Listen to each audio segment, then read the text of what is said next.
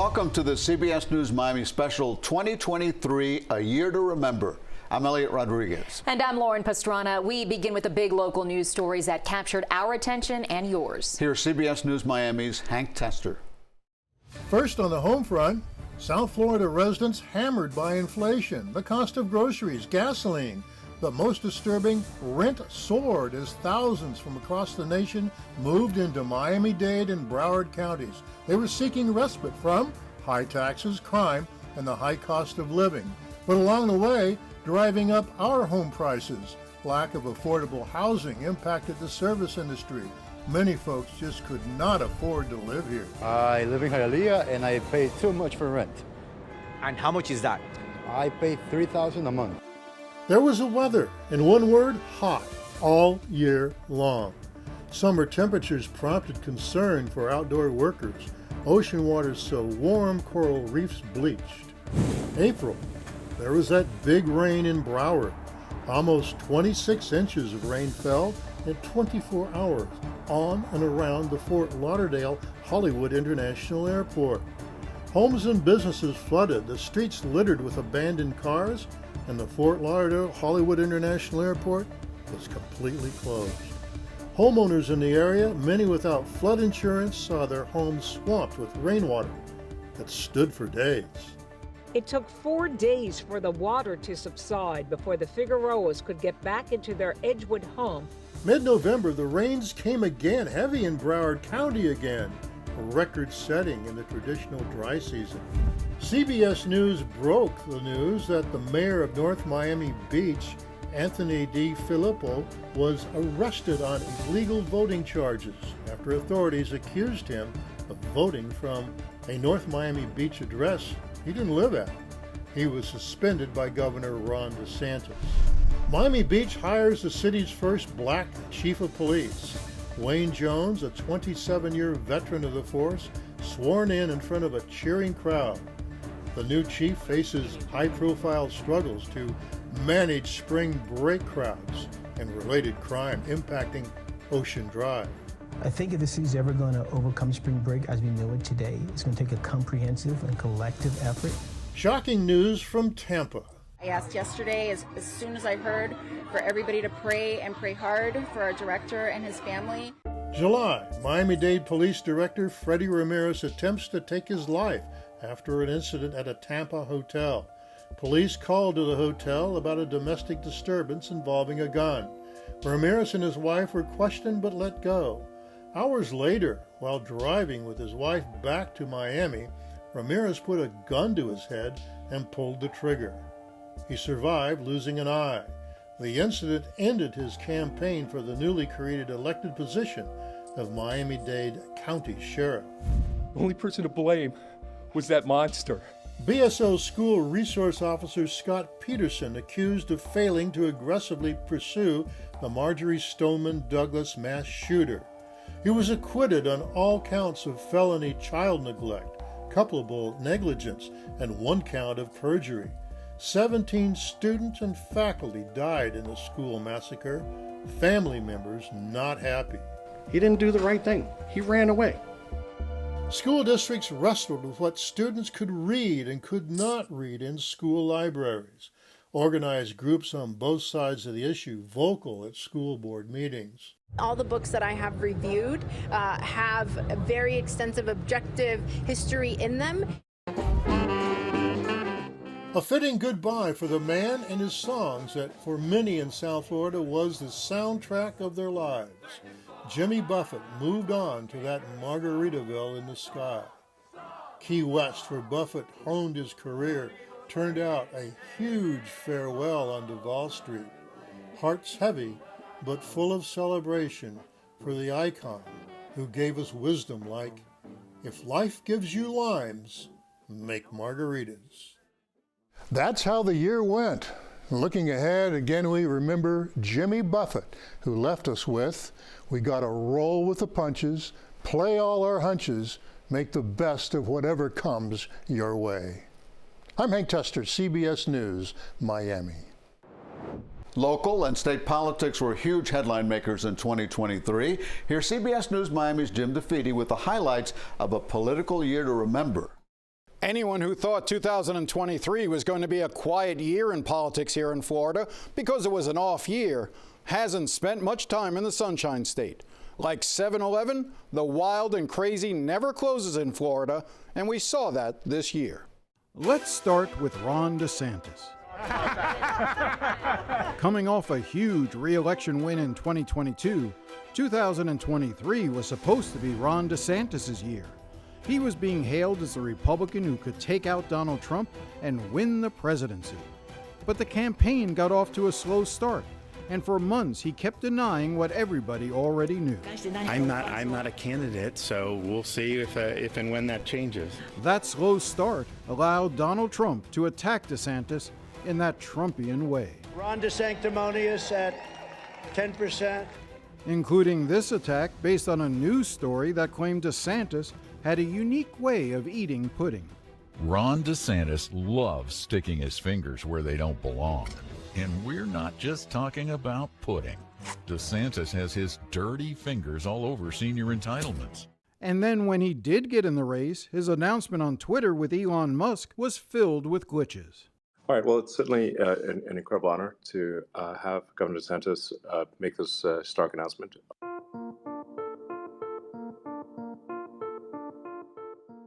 Are you there? Can you hear us? I think you broke. I'm here. I know. I think you broke the internet. It didn't get much better on the campaign trail, which came across as a series of awkward encounters, like this one with a little girl in Iowa. Oh, what is that? An icy? Yeah, that's probably a lot of sugar, huh?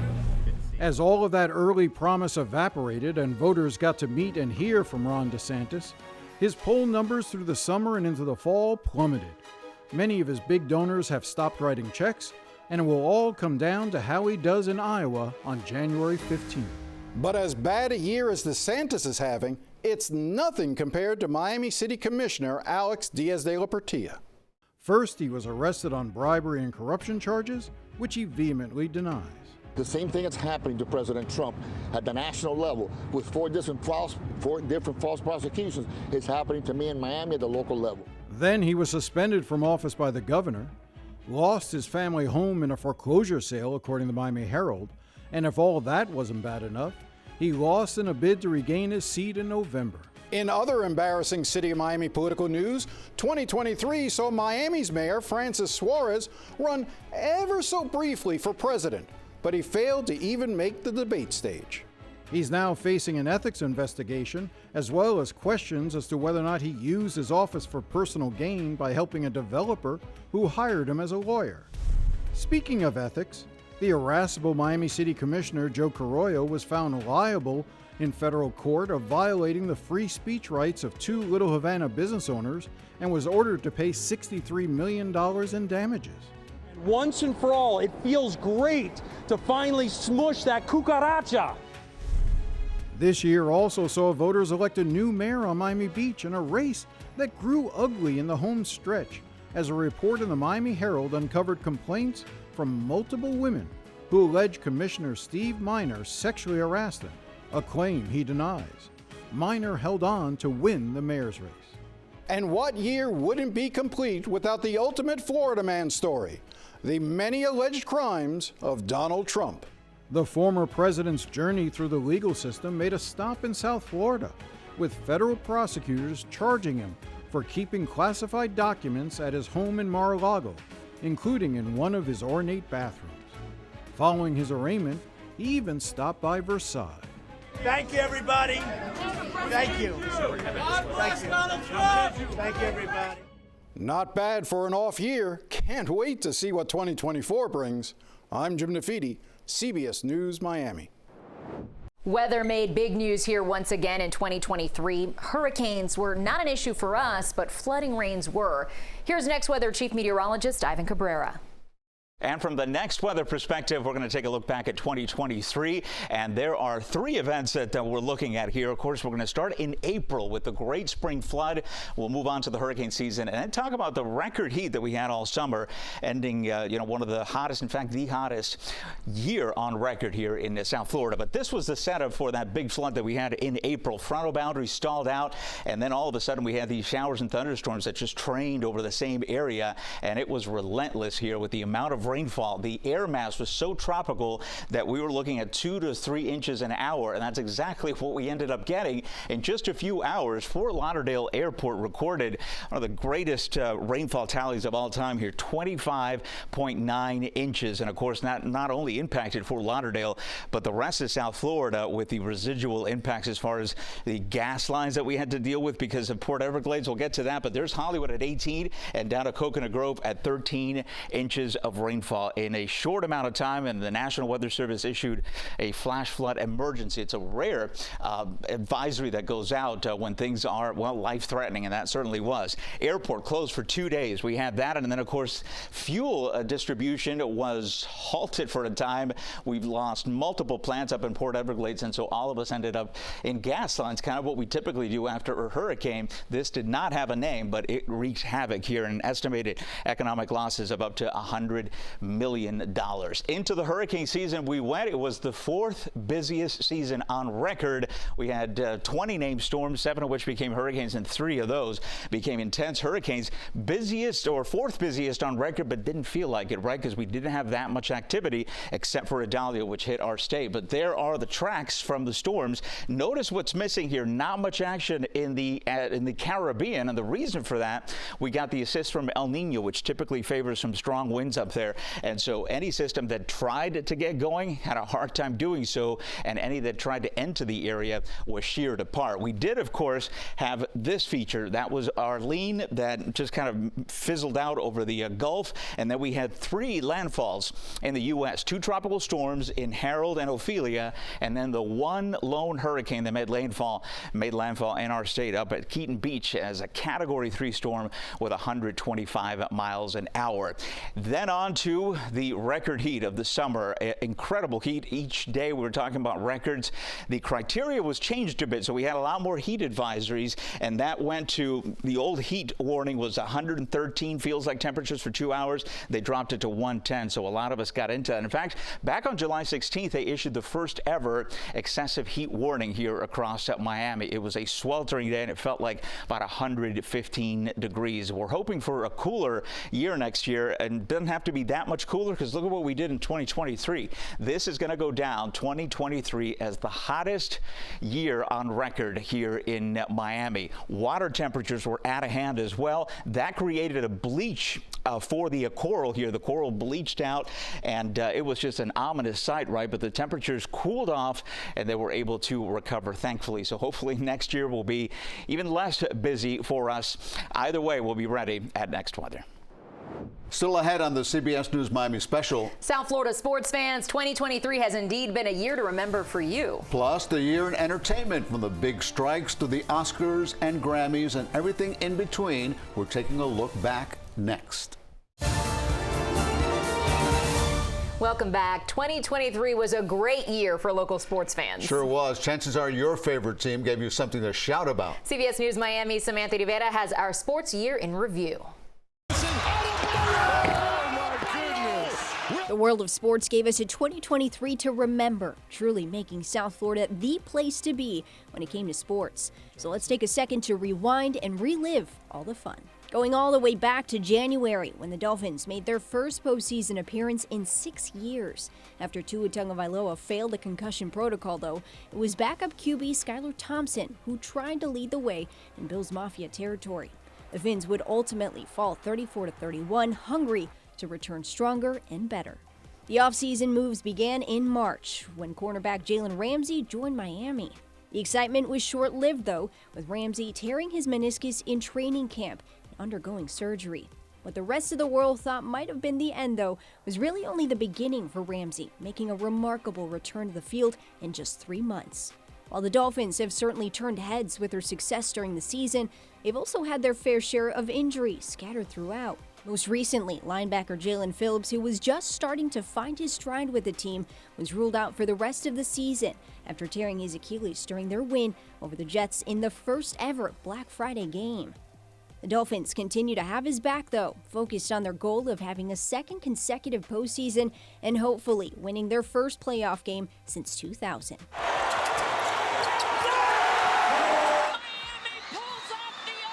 And talk about a special year for college hoops. Both the men's and women's Canes teams making it to the Final Four, alongside FAU's men's squad.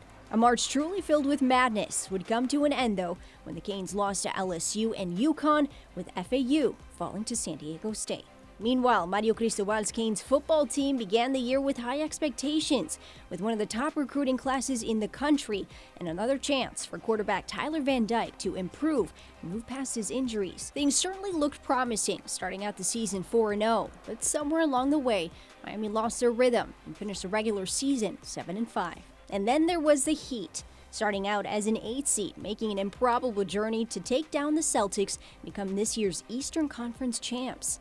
Playoff Jimmy and the Heat would go on to face Nikola Jovic and the Nuggets in the NBA Finals. Magic would soon dissipate for Miami, though, ending their Cinderella story as they fell to Denver in Game 5. The summer of 2023 was special for many reasons, but especially when you remember it was not just the Heat eyeing a championship title, but the Panthers too.